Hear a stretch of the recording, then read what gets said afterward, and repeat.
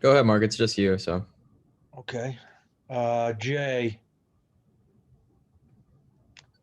um, so Utica tomorrow, a team that isn't Bridgeport or Hartford. How uh, how much are you looking forward to playing somebody different? Uh, I'm hoping that my players are looking forward to it as much as I'm looking forward to it. Yeah, it's nice. It's just nice to have a team to try to break down and to see, different players and systems, and it's certainly a different challenge. And they're a good team. So we're going to have a real task in front of us. So we're very excited to get a crack at them. This morning, I thought I saw Curtis Hall at center, which I don't. I don't believe I've seen that so far this in this short season. Is that the plan tomorrow, or what's your thinking there? Yeah, that's the plan. He played center all last year in at Yale. So we as we don't really want to move guys from center to wing. I think guys that can play center usually can play wing, and obviously we wanted to break them in early, and the injury kind of hurt him, getting into it. So we wanted to break them in slowly, and from what he tells me and what we've talked about, it sounds like he's feeling more comfortable in the middle, or he has been in the last year or two. So we're gonna try him out there and see how it goes. It's a tall task for any center in our organization. So I'm sure there'll be some bumps along the way, but at the same token, he's had some success there in the past. So we're hoping for the same for tomorrow. Um, I know you have ties. You've had ties to the Maine program, University of Maine program. So the death of Red Gendron obviously was shocking and tragic. What did you know Red at all? Yeah, it goes without saying, but certainly our condolences to the family and to Maine and everyone involved. And he was a huge presence for them. My uncle coached with Red for I'm not sure how many years, 3 or 4 years at least up there. And so I got to know him a bit. And then one of my best buds is up there, Benny Guite. We've gone back a long way. So I certainly got to know Red through those two guys. And then in this COVID time, as crazy as it is, a lot of us coaches got to know each other a little bit more because we would have these Zoom sessions. And so I really got to know him a little bit more in depth over some of those, whether it was a larger group or I would speak with the main staff from time to time, just on systems and all that stuff. So I got to know him, relatively well. I've read, great accounts of Red. They were certainly something that I experienced well, just a large presence, someone that, certainly cares about his players. He was very thankful for any of our time, over Zoom, which I thought was just, really nice of him to be like that. And I think I can hear the loss in so many of his players and staff members, and I certainly identify with it, just having known him for the last year or two. Well, as you said, Ben, you and Ben Guite go back a long way. He's a former player here and in Boston. Now he's the interim head coach up there. What attributes does Ben have that will help him to succeed up there as the head guy now?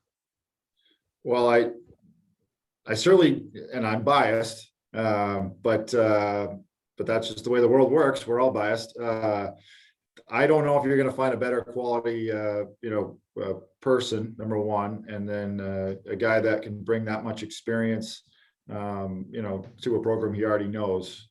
He's just top notch.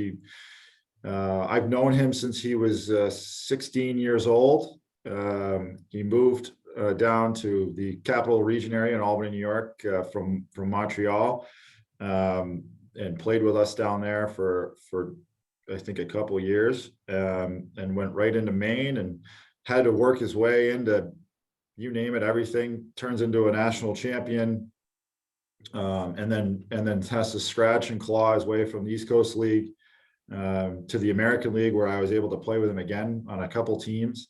He and I lived in this little beach shack in Milford, Connecticut, when we were playing for the Sound Tigers for half the season, and we were just kind of happy to be there. And then he turned that into becoming a very reliable and impact player at this level in the American League, and then ends up cracking the Colorado Avalanche roster and playing in the playoffs. I remember watching him play a game in Boston right before the playoffs, which was a thrill for me, and does it as a centerman. So I say all this just because those experiences are really hard to find.